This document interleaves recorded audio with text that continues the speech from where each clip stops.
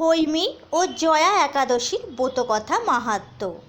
ভৈমী ও জয়া একাদশী শ্রী গরুড় পুরাণে মাঘ মাসে শুক্লপক্ষিয়া একাদশী তিথিকে ভৈমী একাদশী নামে অভিহিত করা হয়েছে। পদ্মপুরাণ অনুসারে জ্যৈষ্ঠ মাসে শুক্লপক্ষিয়া একাদশীর নাম পাণ্ডবা নির্জলা ভৈমীসেনী একাদশী। মাঘী শুক্লপক্ষিয়ায় জয়া একাদশীর ব্রতমাহাত্ম্য ভবিষ্যৎ পুরাণে যুধিষ্ঠির শ্রীকৃষ্ণ সংবাদ রূপে বর্ণিত আছে। যুধিষ্ঠির বললেন, হে কৃষ্ণ, আপনি কৃপা করে মাঘ মাসে শুক্লপক্ষের একাদশী সবিষয়ে বর্ণনা করুন। শ্রীকৃষ্ণ বললেন, হে মহারাজ, মাঘ মাসে শুক্লপক্ষের একাদশী জয়া নামে প্রসিদ্ধ। এই তিথি সর্বপাপ বিনাশিনী, সর্বশ্রেষ্ঠা, পবিত্রা, সর্বকাম ও মুক্তি প্রদায়িনী। এই ব্রতের ফলে মানুষ কখনো প্রেতত্ব প্রাপ্ত হয় না। এই একাদশীর নিম্নরূপ উপাখ্যান শোনা যায়। এক সময় স্বর্গলোকে ইন্দ্র রাজত্ব করছিলেন। সেখানে অন্য দেবতারাও বেশ সুখেই ছিলেন। তারা পারিজাত পুষ্প শোভিত নন্দনকাননে অপ্সরাদের সাথে বিহার করতেন।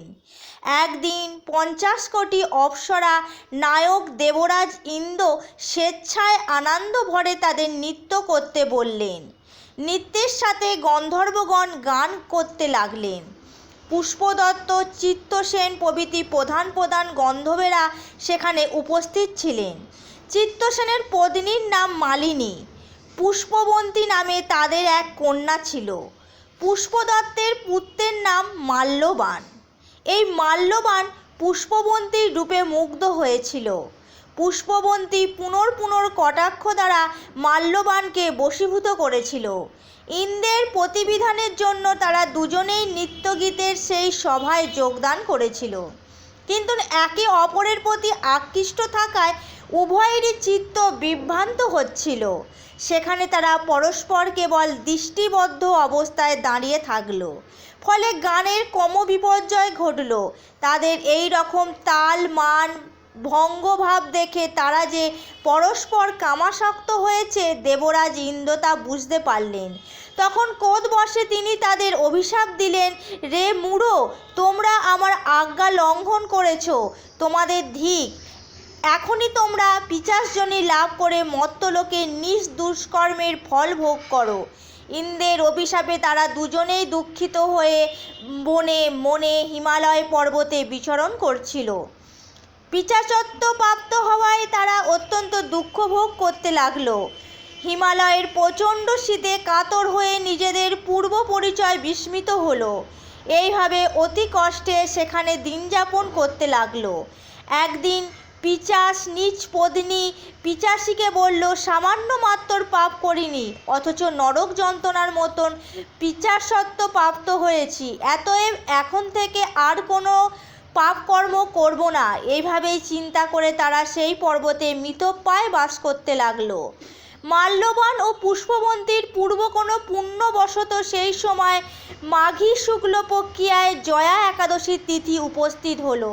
তারা একটি অশ্বত্থ বৃক্ষতলে নিরাহারে নির্জলা অবস্থায় দিবানিশি যাপন করল।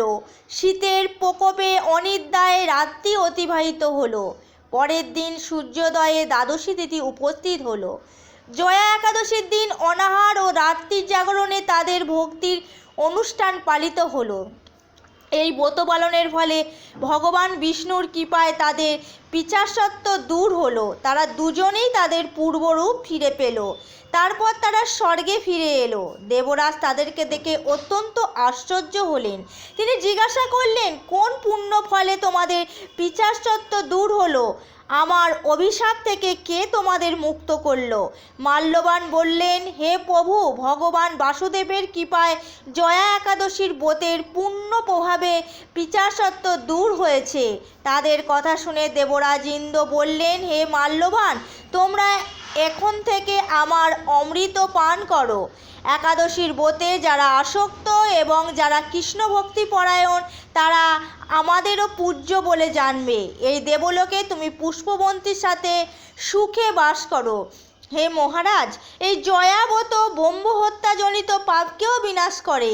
এই ব্রত পালনে সমস্ত প্রকার দানের ফল লাভ হয়।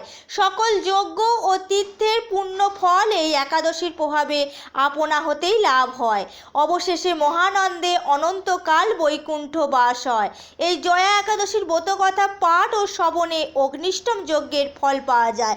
হরে কৃষ্ণ কৃষ্ণ কৃষ্ণ হরে হরে, হরে রাম রাম রাম হরে হরে।